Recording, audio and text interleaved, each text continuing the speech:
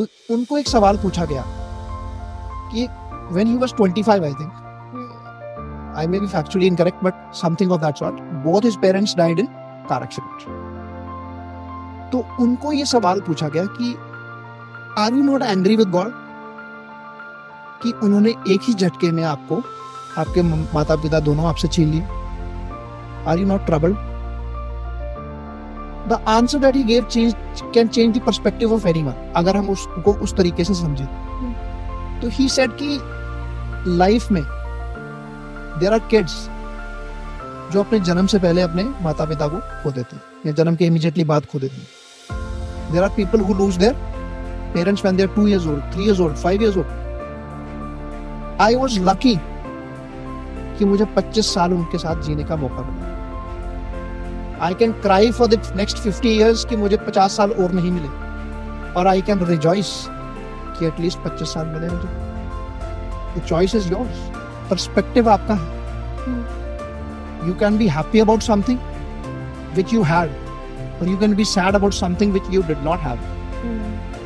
तो ये एक ऐसी thought process है जो I think this incident is very close to me.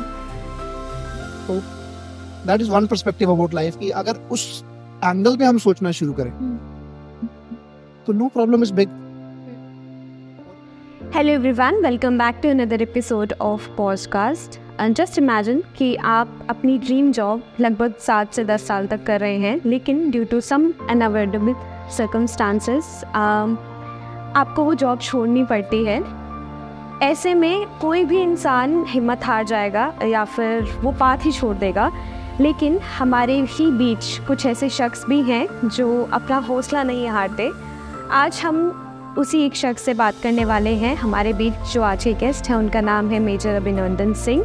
He is army veteran. उन्होंने तकरीबन 10 साल आर्मी सर्विसेज में अपने आप को दिया है, लेकिन due to some medical reasons उनको वो जॉब छोड़नी पड़ी. And now he is doing UPSC. उन्होंने लास्ट ईयर भी यूपीएससी का एग्ज़ाम दिया था और क्वालिफाई हो गया था. इस साल भी अभी तक जब हमने पॉडकास्ट शूट किया है उन्होंने इंटरव्यू दिया है फॉर द बेस्ट. उनका क्लियर इस बार भी हो जाए.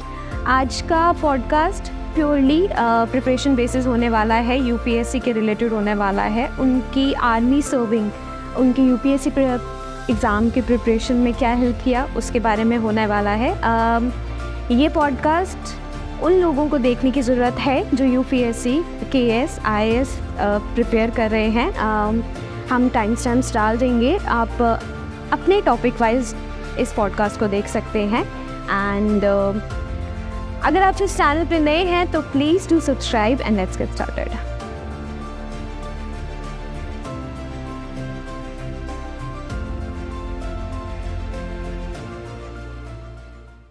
Hello everyone, welcome back to another episode of podcast. We have Major Abhinandan with us. Hello sir, how are you? Hi Tanvi, I'm good. How are you? I'm fine as well, sir.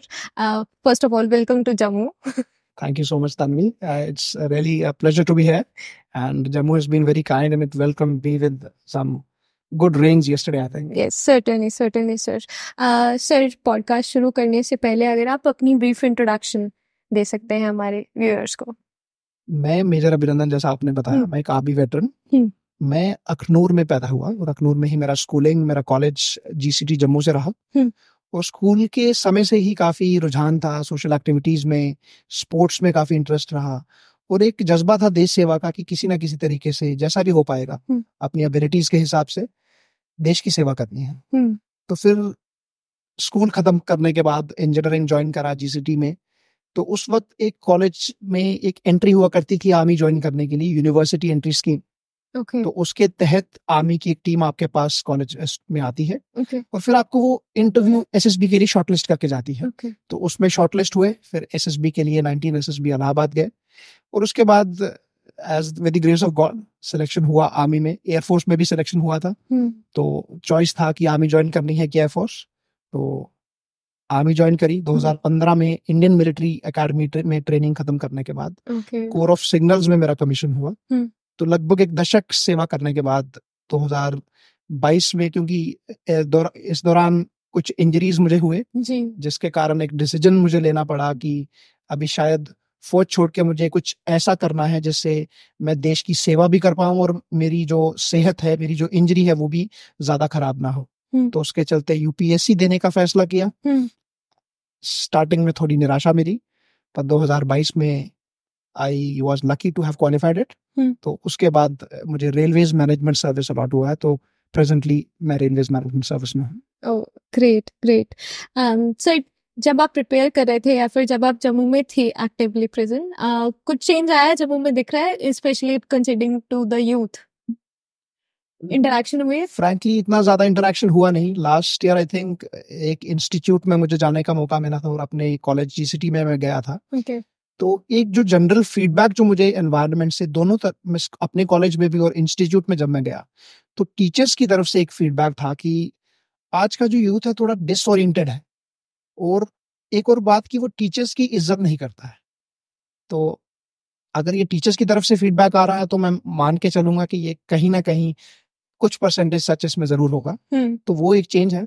But yes, positively अगर देखा जाए तो positively change ये है कि आज का जो युवा है, जम्मू कश्मीर में भी जो युवा है काफी अच्छा कर रहा है, कॉन्फिडेंट है, नए एवेन्यूज में आने के लिए डरता नहीं है। जैसे आपका एग्जाम्पल है, आपने ये बहुत ही अच्छी पहल करी है।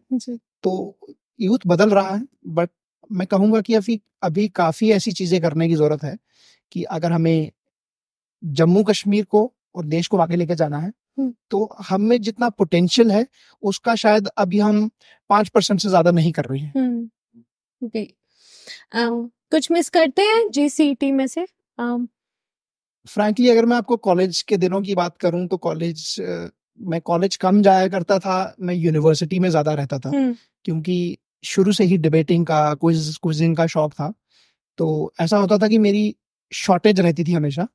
बट क्योंकि मैं ऑफिशियल ड्यूटी की वजह से, ऑफिशियल इन्वॉल्वमेंट के कारण रहता था, तो जब सेमेस्टर खत्म होने वाला होता था तो with all the duty slips I used to go to the principal, तो वो साइन करके देती थी और मेरा उस सेमेस्टर में सबसे ज्यादा अटेंडेंस हो जाता था। क्योंकि बच्चों का बीच में बंक भी होते थे, तो बट क्योंकि उन दिनों मैं शायद यूनिवर्सिटी में होता था तो उस कारण मेरा अटेंडेंस सबसे ज्यादा हो जाता था। तो बाकी कॉलेज की यादें हैं काफी, बट ज्यादा मेरा फोकस कॉलेज में भी था। मैंने जैसे आपको पहले बताया कि मैं एनजीओ चला रहा था उसमें, तो पढ़ाई की तरफ ध्यान कम था, बाकी चीजों में ज्यादा था। आप एनजीओ के बारे में, जैसे अभी पॉडकास्ट से पहले भी बात कर रहे थे, आप एनजीओ के बारे में थोड़ा सा बताएंगे? किस रिलेटेड था, किन को केटर करता था और आप क्या करते थे? एनजीओ की कहानी बड़ी दिलचस्प है। वो एनजीओ की तरह शुरुआत नहीं हुई उसकी। वो कुछ छोटे बच्चों के सपने थे, क्योंकि हम जब छोटे थे तो बास्केटबॉल, क्रिकेट खेलना हमें काफी पसंद था। तो लगभग 7th-8th क्लास की बात है कि जब हमने बास्केटबॉल खेलना शुरू किया, तो लगभग 4-5 साल हमने बहुत मेहनत से बास्केटबॉल खेला और एक कुछ लेवल का हमने प्रोफिशिएंसी उसमें हासिल कर लिया। बट कॉलेज में जाने के बाद हमें ये रियलाइज हुआ कि 5 साल हम बास्केटबॉल खेल चुके हैं, पर आज तक हमने एक भी कॉम्पिटिटिव लेवल पे कोई टूर्नामेंट का मैच नहीं खेला है। तो वो एक वॉइड महसूस हुआ कि इंफ्रास्ट्रक्चर तो है ही नहीं, बट अपॉर्चुनिटीज भी नहीं है कि जहां पे हम किसी क्लब में जाके खेल सकें, किसी टीम के साथ खेल सकें। तो उस बैकग्राउंड के साथ एक शुरुआत हुई एक थॉट प्रोसेस की कि एक ऐसा प्लेटफॉर्म बनाया जाए जहां पे हम बाहर की टीम्स को इनवाइट करके अखनूर में ही, क्योंकि मैं अखनूर का रहने वाला हूँ, तो अखनूर में ही पहले उनको बुलाया जाए, सो दैट उनको ये जानकारी हो कि अखनूर में भी कुछ लोग हैं जो बास्केटबॉल के प्रति लगाव रखते हैं। तो सब्सिक्वेंटली फिर हम भी बाहर जाएं खेलने। तो वो मेन थॉट प्रोसेस था कि एक संस्था बनाई जाए। बट क्योंकि जैसा मैंने कहा कि हमेशा से ही वो देश प्रेम की भावना का दिल में था हमेशा कि कुछ करना है, तो वो स्पोर्ट्स की इंस्टीट्यूशन ना रह के वो एक सोशल इंस्टीट्यूशन में तब्दील हो गया और हमने उसका नाम विश्वास रखा। विश्वास क्योंकि जो ओरिजिन था वो बच्चों के विश्वास, जो एक हम जब छोटे थे तो हमारे मन में वो विश्वास था कि अपने लिए और समाज के लिए कुछ कर दिखाना है। तो वो विश्वास जब पैदा हुआ तो उसके बाद फिर हमने काफी ज्यादा एक्टिविटीज करी। हमने स्टेट लेवल पे डिबेट कॉम्पिटिशन्स करवाए। अखनूर में पहली बार, हिस्ट्री में पहली बार अखनूर में मैराथन ऑर्गेनाइज करवाए गए। हम पहला और दूसरा मैराथन करवा पाए, बहुत ही अच्छा लगा हमें मैराथन करवा के। उसके बाद क्लाइमेट चेंज के रिलेशन में हमने काफी अवेयरनेस ड्राइव्स करे, स्कूल्स में जाके हमने स्ट्रीट्स में कुछ प्रोसेशंस निकाले जिसमें हम शॉपकीपर्स को इलेक्ट्रिसिटी के बारे में बताते थे, काफी चीजें। तो वो काफी रोमांचक एक समय था जब पढ़ाई भी थी, बट पढ़ाई से ज्यादा फोकस अपने विश्वास पे था। Nice nice. सर, अभी आप बोल रहे थे कि आपको देश प्रेम से कुछ ज्यादा ही अटैचमेंट है, फिर शिफ्ट उस पे सिविल्स पे कैसे हुआ? मतलब कुछ ड्राइव हुआ या फिर कुछ ऐसा कुछ इंसिडेंट हुआ है या फिर कैसे शिफ्ट हुआ? मैं आर्मी में लगभग दशक के करीब मैंने सर्विस करी।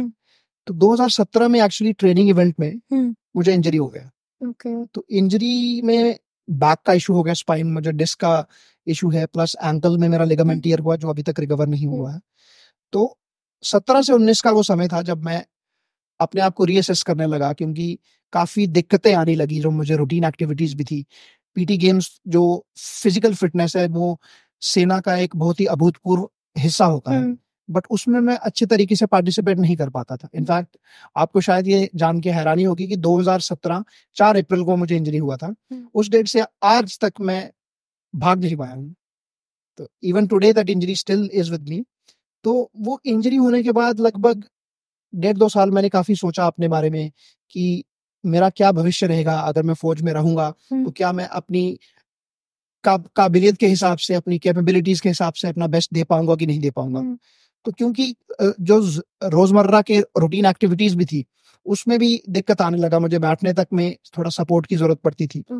तो उस वक्त मैंने ये डिसीजन लिया, काफी कॉन्शियस डिसीजन था, हार्ड था, क्योंकि ऑफ कोर्स भारतीय सेना में वो ऑलिव ग्रीन यूनिफॉर्म पहनना उस जज्बे का कोई मुकाबला नहीं।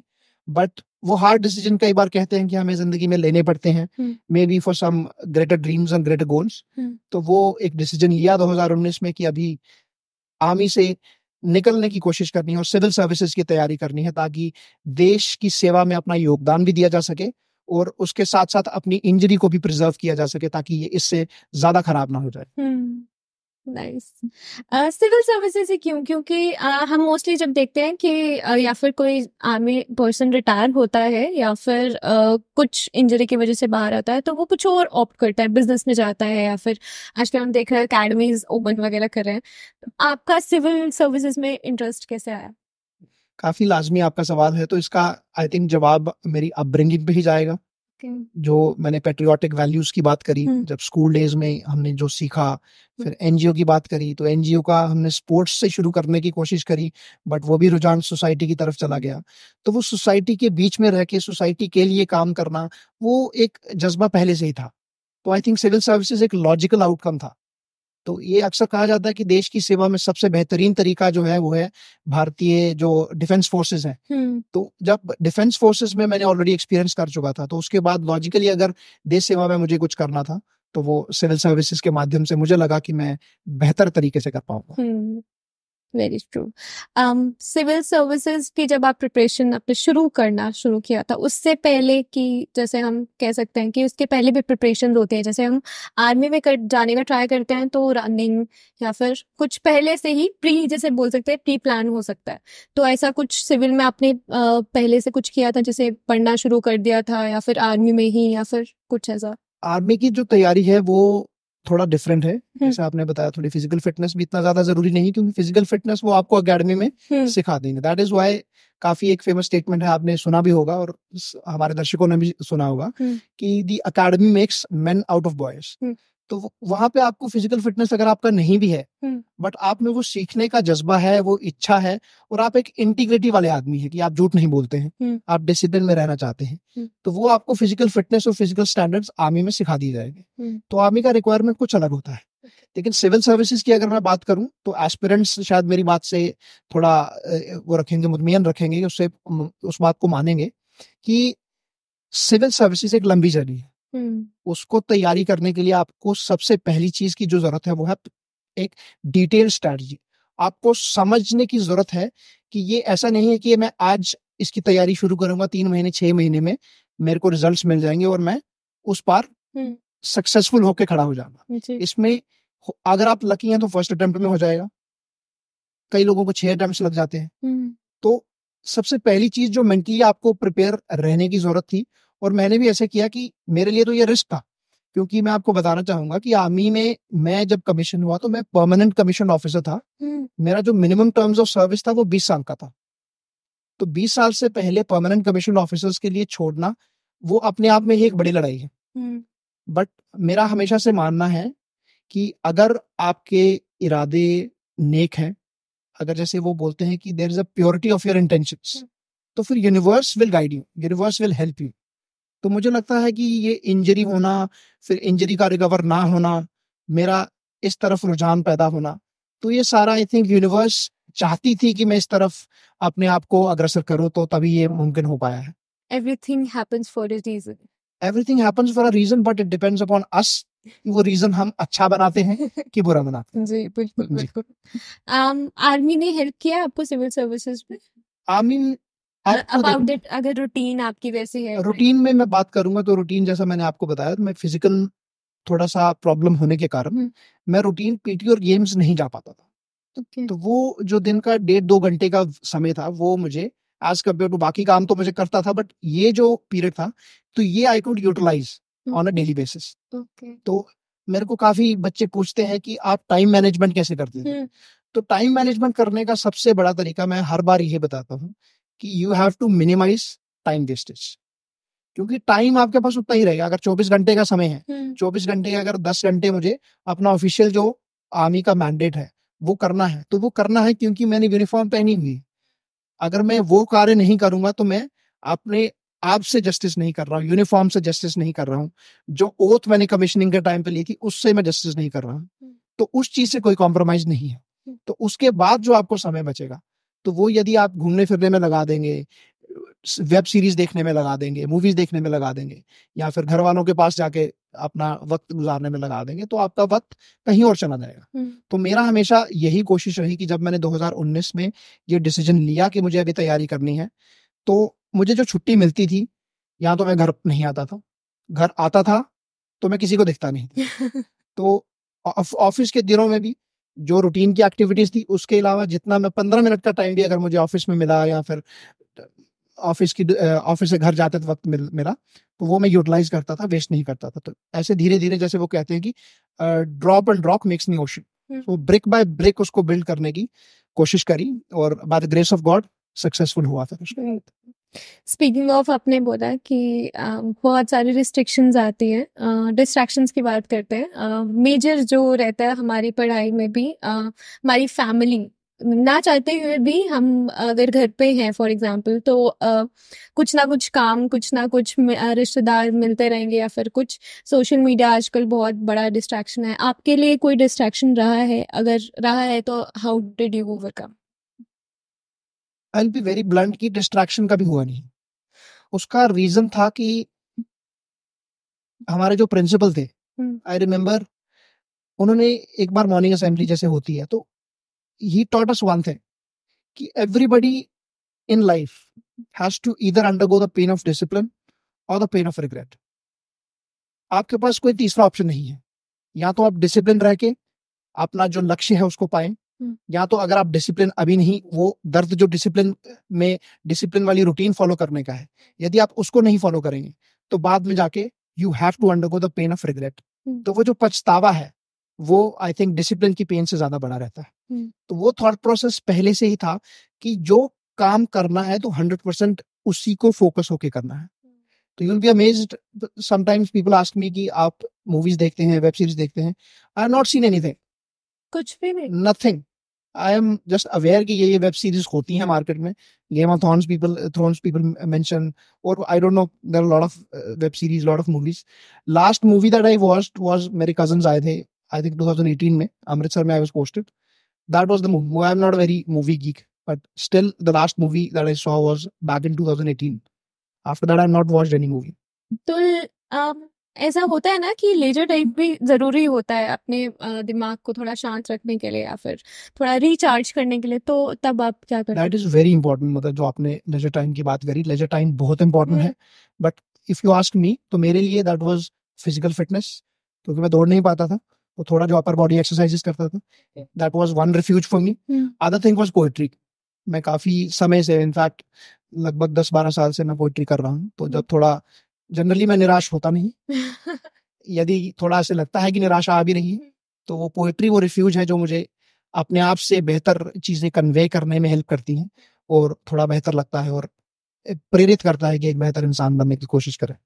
यू मस्ट, आपने बहुत सारा पोइट्स को सुना होगा, मोटिवेशनल पोइट्स, या फिर किन से रिलेट करते हैं? This is again a very dicey question for me. मैं जनरली अवॉइड करता हूँ पोइट्री पढ़ना। ओके। पोइट्री मैं सुन लेता हूँ कभी कभार। अगर उर्दू शायरी में बात करूँ, I generally right English, but yes थोड़ा बहुत मैंने हिंदी और उर्दू में भी लिखा हुआ है। मगर सुनने की या पढ़ने की बात करें तो मैं पोइट्री बहुत लिमिटेड पढ़ता हूँ और पढ़ता ही नहीं हूँ, क्योंकि उसका एक रीजन है। मुझे ऐसा लगता है कि सपोज इंग्लिश में, अगर मैं इंग्लिश में मेजॉरिटी मैंने लिखा है, तो इंग्लिश में बहुत ही अच्छे अच्छे पोइट्स हुए हैं, starting from William Shakespeare, John Milton, there lot of them. मुझे ऐसा लगता है कि स्टेज में अगर मैं उनको पढ़ूंगा तो मेरा जो वो नेचुरल स्टाइल है, that will be overshadowed by what they have written. Okay, तो इन्फ्लुएंस हो जाओ। हाँ, इंटेंशनली मैं कोशिश करता हूँ कि उन चीजों को मैं ना पढूं। ओके। तो एक समय था जब आई थिंक कॉलेज टाइम पे, जब फेसबुक वगैरह यूज करते थे, तो आई रिमेम्बर एक सॉलिटरी रिट्रीट करके एक पेज होता था, तो I had subscribe to that. तो वो पेज क्या करता था, कुछ कैप्शन डालता था और उसके नीचे एक बहुत ही खूबसूरत इमेज डालता था। सपोज कोई रिवर के साइड पे कोई पेड़ होगा, पेड़ के पीछे चांद होगा, तो उस तरीके से। तो just I used to take inspiration from that and write poetries out of that picture, something like that. तो मैं इंटेंशनली ट्राई नहीं करता, क्योंकि मुझे ऐसा लगता है कि अभी वो स्टेज आई नहीं जब पेन का वो जो कहते हैं कि खत्म हो जाएगा या फिर थोड़ा कम हो जाएगा, then I look forward to the inspiration from poets. बाकी सुनने की अगर बात करूं तो उर्दू के एक तहजीब हाफिज साहब हैं जी, तो उनको आई थिंक अगर कंटेम्प्रेरी बात करी जाए तो वो बहुत ही पसंदीदा शायर है मेरे। उसके अलावा अहमद फराज साहब, उनके शेर काफी अच्छे लगते हैं मुझे। तो उर्दू के कई बार पढ़ लेता हूँ मैं, but not in English. Okay. आप जनरल बुक्स वगैरह पढ़ते हैं? क्योंकि हमने किसी के इंटरव्यू में देखा था, उन्होंने कहा था कि बुक्स पढ़ना फॉर द सिविल एस्पिरेंट्स बहुत ज़्यादा ज़रूरी है। तो रीडिंग हैबिट्स या फिर शेड्यूल है आपका? रीडिंग हैबिट्स अंटिल यूपीएससी था, बट यूपीएससी में आने के बाद I have restricted my self कि मैंने ज़्यादा रीडिंग नहीं करी है। I will be very frank with that. करनी चाहिए, that's true, but initially due to the commitments जो मेरी थी, तो मेरे पास उतना फ्रीडम नहीं था कि मैं जो सिलेबस के बाहर की किताबें पढ़ सकूं। जैसा अभी हम एस्पिरेंट्स के साथ बात भी कर रहे थे पहले, तो मेरा हमेशा से पॉलिसी रहा है कि जितना आप मिनिमाइज कर पाओ, या आमी शायद आपको सिखाती है कि यदि आपने कोई काम करना है तो लिस्ट बना लीजिए कि आपके मेन प्रायोरिटीज क्या है। Priority 1, priority 2, priority 3। तो सबसे पहले आपने प्रायोरिटी 1 को खत्म करना है एट द वॉर फुटिंग। जैसे लड़ाई लगती है तो सबसे पहले ये काम करना है, तो उसी तरीके से आपको लिस्ट बना लेनी है कि ये किताबें हैं जो मुझे सबसे पहले खत्म करनी है। यदि ये टाइमली खत्म हो जाती है, फिर हमने प्रायोरिटी 2 पे आना है, फिर प्रायोरिटी 3 पे जाना है, उसके नीचे हमें जाना ही नहीं। तो बिल्कुल लिमिटेड आपको सोर्सेज रखनी है।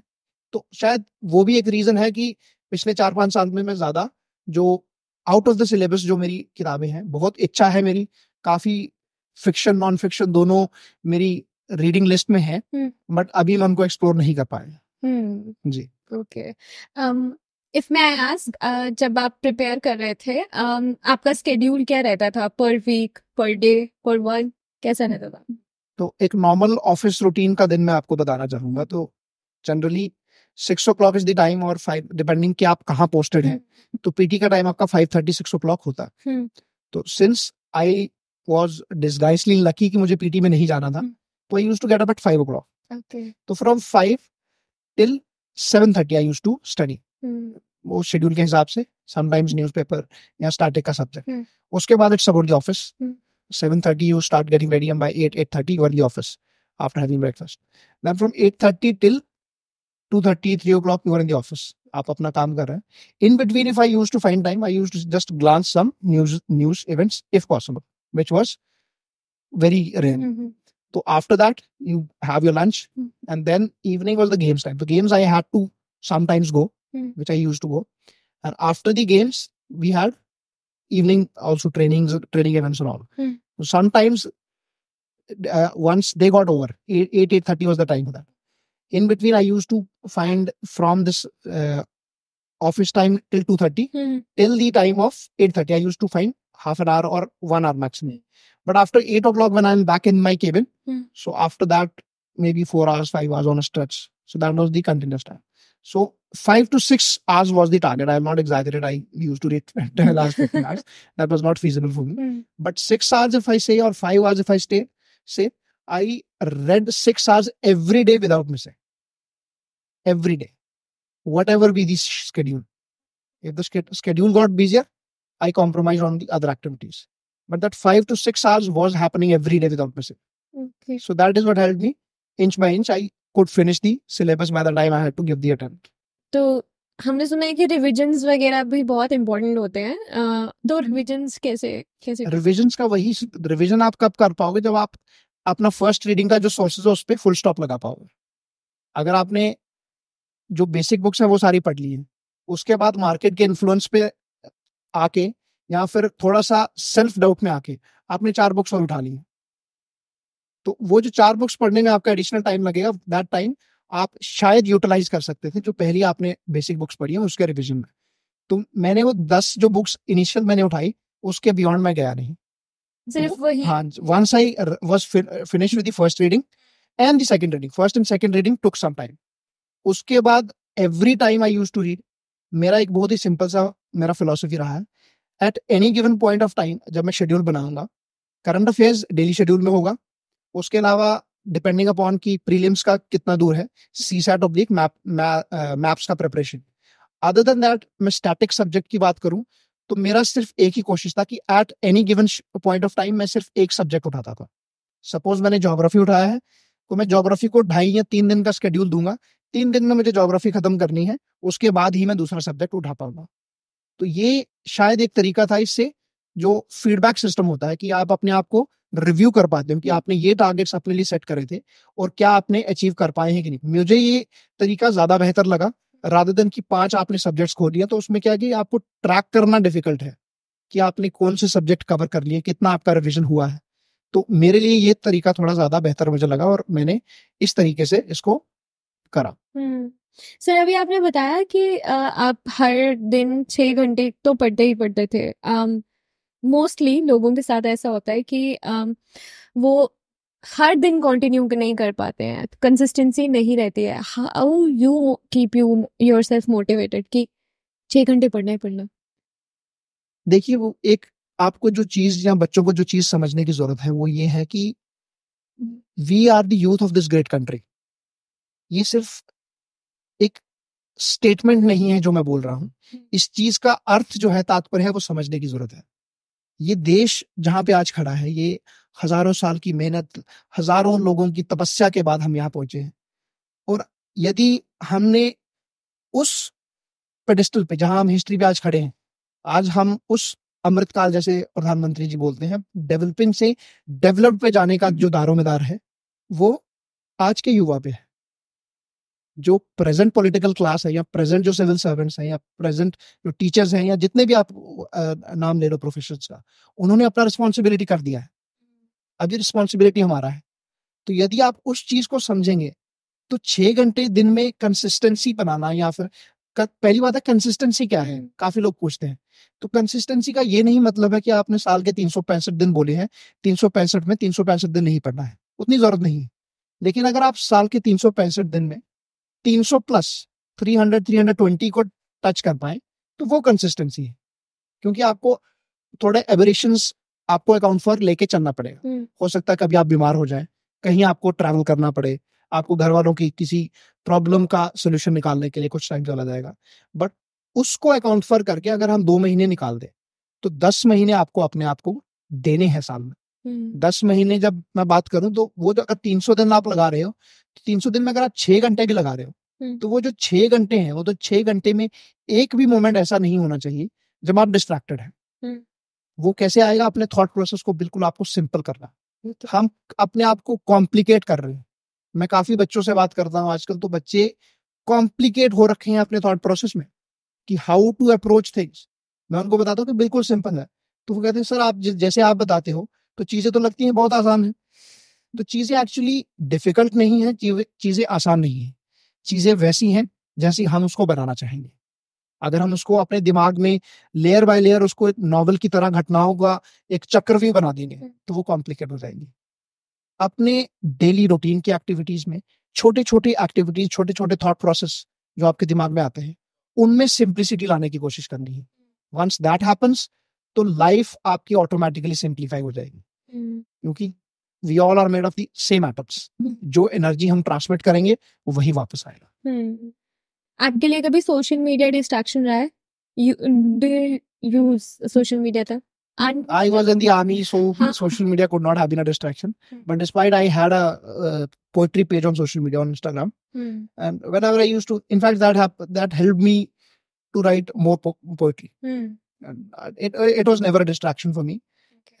And I became active, though I am not that active, but I became active once I got out of the army, and after the selection, I got a little active. Though I'm not active as per the standards of the present generation, but according to my standards, I am more active now. Yeah. Plan B था कोई? No. कभी भी नहीं? No. तो what if अगर नहीं होता तो? Since I had attempts, so first thing, I'll be very sure it never occurred to me that अगर नहीं होगा तो क्या? Maybe because I have a upbringing वैसा, या फिर आर्मी ने ऐसा बना दिया। आर्मी आपको एक चीज सिखाती है कि जो चीज आपको मारेगी नहीं वो चीज आपको मजबूत बनाएगी। Whatever does not kill you will only strengthen you. तो वो थॉट प्रोसेस था। फेलियर का डर कभी था नहीं। अभी भी मतलब I got the railway service, I have given another attempt, तो but I am okay with everything. इसका आई थिंक एक श्रेय इस चीज को जाता है कि मैं अपने जीवन का जो थॉट प्रोसेस है उसको ऐसे रखा हुआ है कि अगर आपको कोई सक्सेस मिलती है, एक बहुत ही famous poem, as I told कि मैं पोएट्री ज्यादा पढ़ता नहीं हूँ, बट एक पोएम है written by Rudyard Kipling, if. तो मैं आपके व्यूअर्स को बोलूंगा एक बार पढ़िएगा उसको। उस पोएम को अगर आप अपने जीवन में इम्प्लीमेंट करने में कामयाब हो जाते हैं तो then you are the most peaceful and most successful person in this life. वो बोलते हैं कि अगर आप अपनी जितनी भी आज तक की आपकी अचीवमेंट्स हैं, आप उसका एक हीप बना के on the toss of a coin उसको लेट गो करने के लिए रेडी हैं, and then you start all over again with the same calmness, with same peace, then that is what will make you champion. तो I think जब आप अपने आप को उस थॉट प्रोसेस की तरफ लेके जाते हैं तो success and failure are just the phases, or not even phases, they are just part and parcel of life. Success आपको, जैसे हम नॉर्मल भाषा में बोलते हैं, सक्सेस आपने अपने सर पे नहीं रखनी है और फेलियर आपको गिराना नहीं चाहिए। सक्सेस है स्टे ग्राउंडेड, फेलियर है स्टे पीसफुल। तो दैट इज दी मंत्रा कि आपको कोई चीज आपके हौसले से बड़ा नहीं। सक्सेस है तो कल शायद फिर से फेलियर आ जाएगा, फेलियर है तो फिर से कल सक्सेस आ जाएगी, but at no point of time आप अपनी जमीन जो है, अपने पैर जमीन से नहीं हटाने हैं। By saying that I mean कि वो जो आपका थॉट प्रोसेस है वो हमेशा आपको बिल्कुल शांत रखे। तो आई थिंक अगर वो आपका करने में कामयाब है तो कोई चैलेंज बड़ा नहीं, कोई मुसीबत बड़ी नहीं, तो सब हो जाएगा। What is success to you? क्योंकि एस्पिरेंट से अगर हम बात करेंगे तो उनके लिए सक्सेस होगा कि निकाल लिया एग्जाम, या फेलियर होगा कि नहीं हो पाया। What is success and failure to you? जैसे हम बात कर रहे थे पहले भी कि लगभग 1 दशक भारतीय सेना में सेवा करी, सिविल सर्विसेज का एग्जाम क्रैक किया, बट अगर आप मुझे पूछो कि वो एक मोमेंट, अगर मुझे टॉप 1 मोमेंट जो मैं जिंदगी में सबसे ज्यादा खुश हुआ था, दैट वाज जब, जैसे हम बात कर रहे थे, मैराथन हमने ऑर्गेनाइज करवाया था। 2-3 बच्चे थे, हमारे पास रिसोर्सेज नहीं थी, उसके बावजूद एक बहुत ही अच्छा इवेंट हमने ऑर्गेनाइज करवाया। और जब हमारे एसडीपीओ साहब, जो आज आई थिंक उधमपुर में पोस्टेड हैं, जनाब रईस मोहम्मद भट्ट साहब, उन्होंने फ्लैग ऑफ करा था मैराथन को, तो I would thank him for his support. और जब उन्होंने वो मैराथन फ्लैग ऑफ करा, आज भी मुझे वो सोच के गूज़बम्स आते हैं, वो एनर्जी जो बच्चों में और वो जितने जोश से वो दौड़े हैं। तो I think success, UPSC clear करना सक्सेस नहीं है, कोई एग्जाम क्लियर करना सक्सेस नहीं है, they are just goal post भी नहीं बोलेंगे, they are kind of pit stops. क्योंकि life is more than all these things. Life is not just one examination. Life is not just one race. Life अपने आप में इतनी बड़ी है, इतनी विशाल है कि अगर हम लाइफ का ट्रू मीनिंग समझने की कोशिश करें तो ये सारी चीजें एक रोड ब्लॉक मानूंगा इनको, not even pit stops also, क्योंकि ये चीजें आपको अपने असली मकसद से दूर करती हैं। और असली मकसद है कि जहां भी और जिस भी आदमी से आप मिले या जो भी आपका एरिया ऑफ रिस्पॉन्सिबिलिटी है उसमें आप एक पॉजिटिव प्रभाव डाल सकें। जो बंदा आपसे कभी भी जीवन में मिला है वो आपको आज 50 साल बाद भी याद करे तो अच्छे तरीके से याद करे कि मैं एक ऐसे आदमी से मिला था जिसके सर पे सक्सेस नहीं चढ़ती थी और जो मेरे साथ काफी अच्छे से बात करता था, बिल्कुल पोलाइटली बात करता था। तो I think that is success, कि आपके जाने के बाद भी with what feelings people remember you, that is success, I think. And failure? There's no failure. Failure is just opportunity to be better at yourself. Okay. अगर किसी चीज में, जैसे सिविल सर्विसेज में अगर हम माने कि 6 अटेम्प्ट हो गई, नहीं हुआ, तो जीवन अगर हम ऑन एन एवरेज लेके चले, 60-70 साल की एवरेज एज है, आपने माना 6 साल दे दिए सिविल सर्विसेज को, अपनी जवानी दे दी, बट उसमें आपने कुछ सीखा भी तो होगा। सबसे पहली आपको जो बात शायद रियलाइज ना करें, आप उस देश की अगर हम बात करें, देश के टॉप 1% उन लोगों में आ जाते हैं जिनको वो सब नॉलेज है जो 99% को नहीं है। आप चीजों के बारे में इन्फॉर्म्ड व्यू रखते हैं जो 99% लोग नहीं रखते हैं। और तीसरी बात है कि आप 6 बार अगर फेल हुए हैं और जिंदा है तो फिर आपको कोई और चीज हरा नहीं सकती। आप ऑलरेडी जीत चुके हैं। You have fallen down 6 times and you are still standing tall. तो फेलियर का तो सवाल ही नहीं। Failure is just a thought process. Failure एक चीज को देखने का नजरिया है। अगर आपको उस चीज को किसी और नजरिए से देखोगे तो शायद आपको वो एक लर्निंग एक्सपीरियंस की तरह लगे। ये मैं मानता हूं कि शायद जो लोग ज्यादा फेल हुए हैं जीवन में, वो इस बात को सुन के शायद कहेंगे कि these are of philosophical talks. लेकिन फिलोसॉफिकल टॉक भी अगर है तो लाइफ को जीने का यही एक तरीका मुझे लगता है कि बेटर है। क्योंकि सक्सेस भी आएगी, फेलियर भी आएगी। यदि हम किसी चीज को अपने ऊपर हावी होने देंगे, दोनों में से, ना ही सक्सेस और ना ही फेलियर, हावी होने दिया तो हम, दैट इज द फेलियर। हावी होना इज द फेलियर। फेलिंग और succeeding is not the failure. That's what I believe.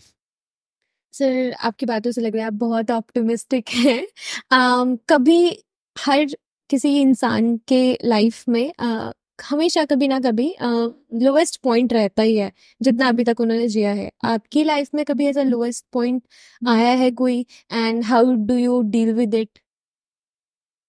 Lowest point, I think there may be a lot, but more than that is what is important is कि आप उससे कैसे deal करते हैं। तो on a daily basis हमें एक आदत बनानी है कि we have to keep talking to ourselves, and talking to ourselves does not mean overthinking. उसको हमें डिफरेंशिएट करने की बहुत जरूरत है। क्योंकि समटाइम्स हम क्या करते हैं, किसी चीज के बारे में सोच सोच के उसको एक हवा बना लेते हैं। सपोज अगर यूपीएससी का ही अगर एग्जांपल लें, अगर सपोज किसी का फर्स्ट अटेम्प्ट में, सेकंड अटेम्प्ट में नहीं हुआ, तो लॉजिकली क्या बनता है? लॉजिक क्या बोलता है कि उसको आइडेंटिफाई करना है कि क्यों नहीं हुआ, और नेक्स्ट अटेम्प्ट में उसको और अच्छे तरीके से वो अपने आप से बात करे कि ये मेरी कमियां थी, इनको मैं अगली बार बेहतर करके सक्सेसफुल होके बाहर आऊंगा। लेकिन करते क्या, हम सोचना शुरू कर देते हैं कि ये नहीं हुआ तो फिर नेक्स्ट क्या, अगर वो नहीं हुआ तो फिर नेक्स्ट क्या। सोच के हम एक सोच का ऐसा जाल बना लेते हैं, एक नेटवर्क बना लेते हैं, जिससे बाहर आना बहुत मुश्किल हो जाता है। तो एक तरीका जो सेल्फ डाउट को, या फिर जो आप कह रहे हो कि सेल्फ वर्थ, जब हम अपना क्वेश्चन करना शुरू करते हैं, तो एक चीज है कि अपना एक रूटीन ऐसा रखिए कि कुछ भी हो जाए उस रूटीन को चेंज नहीं होने देना। फॉर एग्जाम्पल, अगर आप योगा की बात करें या फिजिकल फिटनेस की बात करें, तो वो हमारे जो दिनचर्या है, हमारा डेली शेड्यूल है, उसका एक कुछ पोर्शन हमारा उस चीज में जाना चाहिए। मैं ये नहीं कहूंगा कि इसके ऐसा करने के बाद आपको शायद प्रॉब्लम्स ना हो, ऐसा नहीं है, but you will be able to handle your problems little better.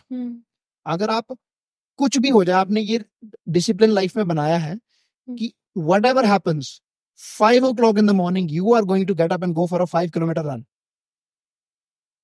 If you maintain this thing, even if it is summers, even it is the peak winters, like it's happening in Ladakh presently, even if you are ill, even if something has happened at home, but you get up at 5 in the morning and you go for a run. If you can maintain this discipline, then once you're back after that 5-kilometer run, and then you take a cold shower and talk to yourself that no problem is bigger than the spirit with which you live. क्योंकि आप सुबह जब 99% of the world is sleeping, you have the courage to get up, and not just get up, despite all the limitations. आपने उसको overcome करके you had the courage, you wore the shoes, you wore your tracks, and you went for a run. Timing does not matter. You can go for a 5-kilometer run and complete it in 1 hour. You can complete it in 20 minutes. But you need to get out. क्योंकि वो self worth build करता है कि कुछ भी हो जाए, मैंने ये चीज करके दिखाई है लगातार पिछले 5 साल, पिछले 10 साल, 15 साल, without missing I have been doing it. And same thing I think basketball हमारे केस में था कि कुछ भी हो जाए, हमारे एग्जाम्स हों, हम कहीं घूमने गए हों. इसका मैं एक एग्जांपल भी दूंगा. एक बार हम बास्केटबॉल खेलने वाले फ्रेंड्स अमृतसर गए हुए थे गोल्डन टेम्पल विजिट करने. तो वी वर कमिंग बैक. तो लगभग आई थिंक 6 बजे का टाइम था, या 6:30 बजे का टाइम था. हम जम्मू बस स्टैंड पहुंचे. तो बाय द टाइम बस में हम चढ़े तो 7 बज चुके थे. तो दैट वाज द टाइम कि 7:30 पौने 8 गर्मियों का टाइम है, तो अंधेरा होना शुरू हो जाता है. तो बट वी रिक्वेस्टेड दैट बस वाला कि कुछ भी करके हमें आधे घंटे में पहुंचाओ. तो आफ्टर मतलब हैविंग ट्रैवल्ड 2 दिन लगातार, वो बस वाला भी आई थिंक गॉड सेंड था. 25 minutes he flew like anything. We were there in Aknoor in 25 minutes. All of us went home, changed into tracks. We played for 15 minutes. So that routine should not break. Because that helps you build that self-worth. कि कुछ भी हो जाए, मुझे कुछ चीजें हैं जो करनी ही करनी है. तो चीजें बुरी कब होती हैं? जब करने के बजाय सोचना शुरू करते हैं. मैं अक्सर बच्चों से बात करता हूँ कि दुनिया में what is the worst thing that can happen? You can. Heart पे चलना बंद हो गया. Even worse. Death. Death is the final thing that all of us would agree कि इससे बुरा कुछ नहीं हो सकता. But I have always believed that death is a reality which is going to happen. Nobody can deny that. आज मैं आपके सामने बैठा हूँ. Any time I could be gone, you could be gone, and that is a reality. होना ही होना है. हमारी अपनी डेथ होनी है, हमारे जो बड़े करीब लोग हैं उनकी डेथ होनी है. तो ये एक ऐसा थॉट है, ऐसा सच है जो होना ही होना है. एंड जब वो होगा, we will feel bad, but it is not something that is unexpected. अगर वो चीज जो दुनिया की सबसे दर्दनाक चीज हम मानते हैं, अगर उसको आप झेलते हो, तो फिर मतलब you are the strongest man और वुमन अलाइव. और I think none of us ever in this universe have not seen a death. Somewhere or the other in our families, in our proximity, हमने वो देखा है. तो यदि हमने वो चीज देखी है, तो फिर there is nothing that can put us down. एक लिमिटेड टाइम हमें दिया गया है इस यूनिवर्स में. तो वो हमारी, इसमें एक example, recently I was talking to one of the girls. I had a session, online session था. तो शी वाज कंप्लेनिंग कि some death had happened in the family for the last 2 months, 2 back-to-back deaths, and she was very perturbed. Obviously, naturally, it has to happen. But I was reminded of Michael Jordan, क्योंकि basketball खेला है, तो थोड़ा बहुत Michael Jordan के बारे में I was seeing one interview. तो उनको एक सवाल पूछा गया कि when he was 25, I think, I may be factually incorrect, but something of that sort, both his parents died in car accident. तो उनको ये सवाल पूछा गया कि are you not angry with God, कि उन्होंने एक ही झटके में आपको, आपके माता पिता दोनों आपसे छीन लिए. Are you not troubled? The answer that he gave can change the perspective of anyone, अगर हम उसको उस तरीके से समझे. तो ही सेड कि लाइफ में देयर आर किड्स जो अपने जन्म से पहले अपने माता पिता को खो देते हैं, या जन्म के इमीडिएटली बाद खो देते हैं. There are people who lose their parents when they are 2 years old, 3 years old, 5 years old. I was lucky कि मुझे 25 साल उनके साथ जीने का मौका मिला. I can cry for the next 50 years कि मुझे 50 साल और नहीं मिले, और I can rejoice कि at least 25 साल मिले मुझे. The choice is yours, perspective आपका है। You can be happy about something which you had, और you can be sad about something which you did not have. तो ये एक ऐसी थॉट प्रोसेस है जो I think it is very, this incident is very close to me. तो that is one perspective about life, कि अगर उस एंगल पे हम सोचना शुरू करें तो नो प्रॉब्लम इज बिग। और इनफैक्ट कल ही, as you are aware, I arrived in Jammu yesterday. कल when I was in the air in flight, तो आई हैव अ हैबिट कि जब मैं फ्लाइट में होता हूं तो I try to pen down my thoughts sometimes, I scribble on the phone itself. So I was writing one poem yesterday. I wrote one poem. तो उसमें towards the end of the poem there are problems and all those things happening in the poem. But the poem conclude मैंने इस तरीके से करी है कि we have had a million years of human history.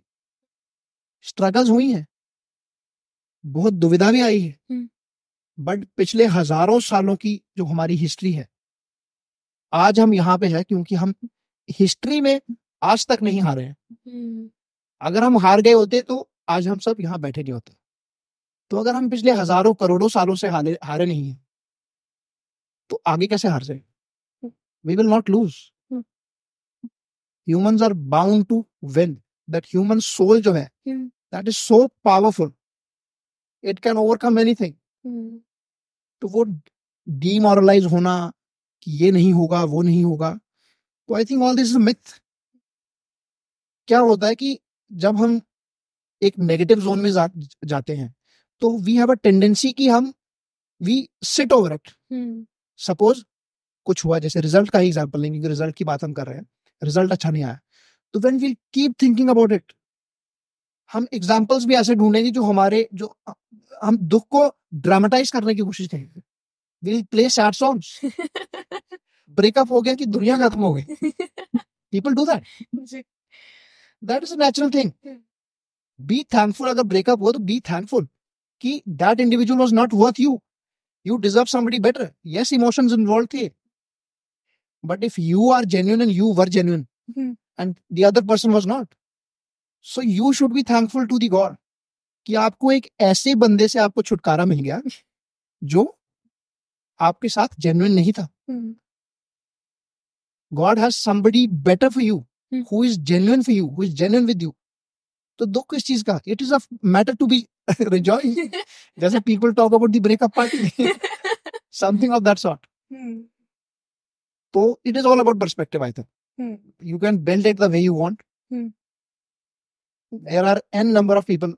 अभी बात करते हैं कि जैसे कुछ लोग होते हैं कि they ask for certain things, like beggary I'm talking about. I have a strict belief. I may be wrong in that. I am not asking anybody to follow me in that. कि people are fit or people have some minor disabilities and they are begging. But मुझे ऐसा लगता है कि अगर हम उनको देते हैं, we might give it on the moral grounds, but वो disrespect है उन सब लोगों को। जैसे आप शीतल देवी जी का एग्जाम्पल लीजिए। Despite such disabilities, they are flourishing. They are challenging themselves. अगर हम उन लोगों की एक्चुअली में इज्जत करना चाहते हैं तो फिर हम इन लोगों को इंस्पायर करें कि आप मांगे नहीं बट अपनी मेहनत से कमाएं। तो that is one thought process I think which comes to my mind. Very very true sir. Sir ये मेरा पर्सनल सवाल है। ऐसे होता है कि आपको ना मतलब पता चल जाता है कि हमारा जैसे अभी आपका एग्जाम में क्वालिफाई हुआ, आपको पता चल गया कि आपका निकल गया है, लेकिन ऐसा होता है ना कि सिक्स सेंस भी बोलती है कि यार इस बार तो निकल गया है, मतलब ऐसा अंदर से होता है।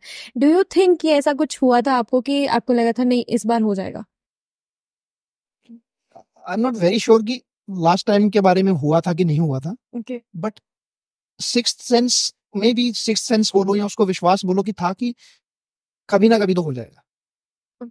जैसे आप बोल रहे कि प्लान बी के बारे में एक्चुअली सोचा ही नहीं कभी, क्योंकि वो था कि करके छोड़ना।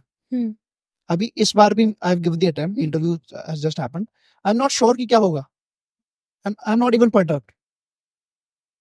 जो होगा we'll face it head on. अच्छा होगा। हाँ, अच्छा होगा नहीं अच्छा बनाना है। होगा जो होगा, दैट इज न्यूट्रल।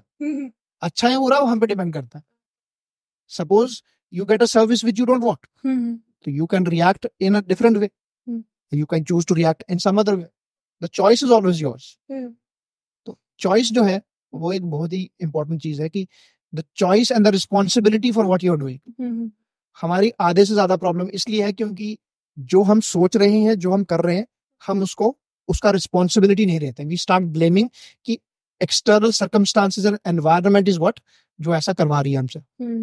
बट अगर आप कर रहे हो then how can you blame the environment और the circumstances? There was always a choice. Exactly sir. Sir, Jammu and Kashmir की बात करते हैं. मोस्टली सब या तो यूपीएससी कर रहे हैं या तो जेके भी मोस्टली गवर्नमेंट जॉब्स के लिए आगे प्रिपेयर कर रहे हैं. Do you think this need to be change? क्योंकि रिसेंटली अभी किसी इकोनॉमिस्ट ने भी बोला है कि we need better change makers या फिर स्टार्टअप्स या फिर कुछ अलग apart from the government services. Do you think it's true? True. देखो, हमें डाइवर्सिटी लाने की बहुत ज्यादा जरूरत है क्योंकि गवर्नमेंट सेक्टर की बात करें तो लिमिटेशंस है. There are limited number of vacancies. जैसे सिविल सर्विसेज की बात करते हैं तो पैन इंडिया एक साल की 1000 वैकेंसीज हैं. अभी आप जो स्टेट के सब इंस्पेक्टर का एग्जाम है उसमें 1000-1200 की वैकेंसी है तो वही रहेगी. ऐसा नहीं है कि अगर 50 लाख लोग जैसे अभी यूपी में भर्ती हुई तो 50 लाख लोगों ने भर दिया, बट नौकरी तो वही 1000-5000 ही होंगी ना. तो सरकार की लिमिटेशंस है. तो उस चीज को ओवरकम करने का एक ही तरीका है. और आज का जो टेक्नोलॉजी का जमाना है, इट इज सेड कि आज अगर आप गरीब हो तो आपकी गलती है क्योंकि आज ऑप्शंस इतने ज्यादा अवेलेबल हैं. People are making lot of money just by making normal content on the social media. And that does not even require much skill. There are people who are doing very skilled job also, but there are people who are just doing it for the heck of it and but still selling through life. So, बाकी बात रही startups की. yes, I think Jammu में वो change आना शुरू हुआ है. I'm not very much into the Jammu की news, but I do follow certain people who are doing very good. I think there are certain people, and forgetting some brands, I think Branding Elves is one which comes to my mind. They are doing some fabulous job. So there are a lot of startups. I may not be aware, so I will not be taking the names. But that I think shift is happening. But इसमें I think parents का भी थोड़ा ज्यादा role आ जाता है कि अभी हम अपनी जनरेशन की 90s की जो जनरेशन है उनकी भी बात करें तो हमारे लिए वो एक्सेप्ट करना फिर भी थोड़ा इजी है कि अभी the world has changed and there is a shift from traditional jobs towards more creative jobs. Like for example, 90s में somebody could not have thought, abhi you have started this wonderful podcast. 90s में people could not have thought. But today this podcast is as much a career as anything else. And maybe better than that. So parents को जो हमसे पुराने हैं, our parents are older than us, 80s, 70s. तो उनका maybe that thought process will not evolve as faster as possible. So उस case में I think थोड़ा सा पेरेंट्स को एक्स्ट्रा एफर्ट लगा के दे नीड टू अंडरस्टैंड कि last 5 years, not even COVID के बाद का जो समय है, that has change everything. Government sector is not the most lucrative job anymore. And why do you want to go to the government sector and rely upon certain things which sometimes you are question for? You catch the destiny by its horns and create your own destiny. So I think वो चीज समझने की जरूरत है कि shift आ चुका है. हमें अपनी अप्रोच में और अपने स्किल्स में भी वैसे ही चेंज लाने की जरूरत है. So do you think कि गवर्नमेंट जॉब्स का जो टैबू है वो ओवर हाइप्ड है? It is not over hyped, but I think it's a lack of awareness. क्योंकि इवन मेट्रोज की अगर बात करें तो मेट्रोज में भी थोड़े साल पहले वो अवेयरनेस आ गया. तो जो remote tier 2, 3 and beyond cities जो है वहां पे अभी धीरे धीरे वो चीज आ रही है. क्योंकि सोशल मीडिया की अगर बात करें तो इवन पेरेंट्स जिनको शायद पहले नहीं आता था, these days they are also active. अगर पूरे उनको फीचर्स ना भी पता है तो they are active on the social media. If not as active promoters of the content, but they are consuming the content. They are seeing. They are seeing it. When you consume the content, you will know that there is certain thing that is happening. तो but वही चीज अगर आपका अपना बच्चा करता है तो you start questioning him कि do something worthwhile. So that double standards have to go, and actually this is the, as we say in the UPSC, हम एक काफी famous statement है कि data is the new oil. We quote it in a lot of places. So data is actually the new oil. Information, data, this digital age has changed everything. So अगर हम आज भी अपने आप को वो 1947 के बेंचमार्क पे रखेंगे कि गवर्नमेंट जॉब में एक सरकारी क्लर्क लगना है हमें down the table up the table लेके अपना गुजारा करना, तो that is not going to serve you. Live with dignity, live with pride. There are so many opportunities. आपको अगर लैपटॉप चलाना आता है, मोबाइल चलाना आता है, sky is not the limit, sky is just the beginning. तो you can set anything that you want. Okay. If not UPSC, आप क्या कर रहे होते? आई थिंक अगर यूपीएससी आज भी नहीं है, अगर if you take UPSC right now, I will go back to Vishwas. First I will try to revive that. Okay. So for some years, I think public speaking is something that I am very, very much fond of. You can tell me to speak for 365 days a year. Give me a different audience. I'll speak to them. I'll speak different content for 365 days. Okay. So that is one thing. Vishwas could have been one thing that I could have fallen back to. Okay. Or maybe once I retire from the services, so I'll revive that again. Yeah. And Poetry is a continuous process. It is just like life. As long as there is life, the poetry will continue to flow. Okay. Sir, हम इस podcast की last leg में है. Very important question हमारे लिए भी और जो हमारे व्यूअर्स देख रहे हैं उनके लिए भी. अगर आपको हम क्रक्स बोले अपनी लाइफ का निचोड़, आपने कुछ सीखा है, आपको जो चीजें आपके काम आई है अभी तक लाइफ में, अगर आपको वो डिलीवर करना है, तो what is the most important message of your life? The best is always yet to come. अगर मैं सिंपल एक लाइन में बोलना चाहूँ, तो आप जहां पे आज हैं, you are sitting in front of me, I am sitting in front of you. This is not me, this is not you. क्यों? क्योंकि आज जो हम हैं वो हम बन चुके हैं. Okay. आज के बाद हम क्या होंगे? The change that we bring in ourselves from now till maybe 5 years, 10 years, that is what we will be. Okay.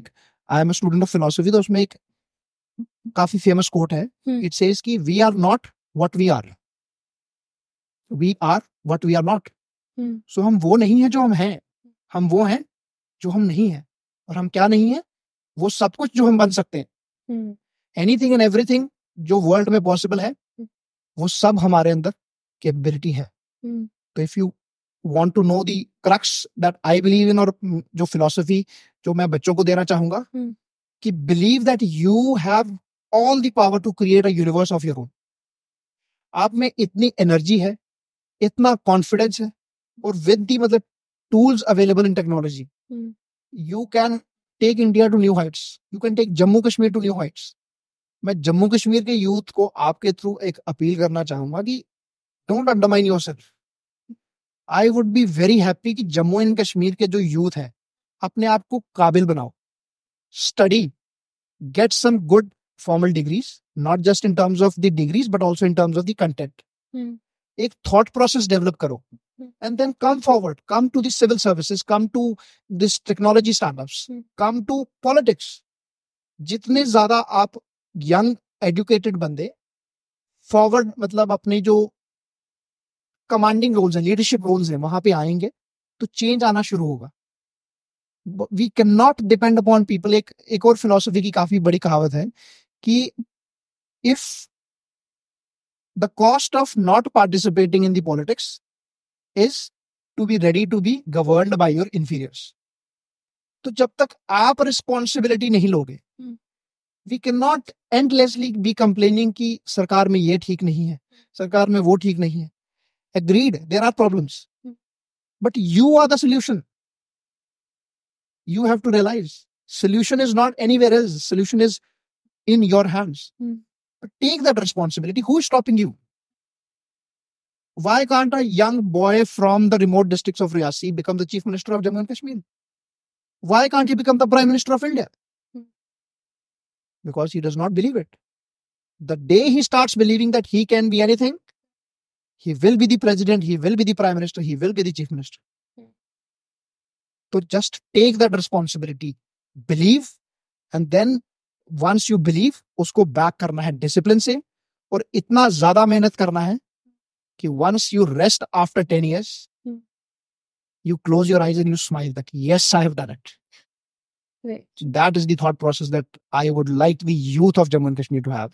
And because we are the top, we are the head of the country. if we can exude that confidence and abilities, it will naturally transpire to the other parts of the country. So that is the aim, to create warriors who will take the leadership role and take this country to where it deserves to be.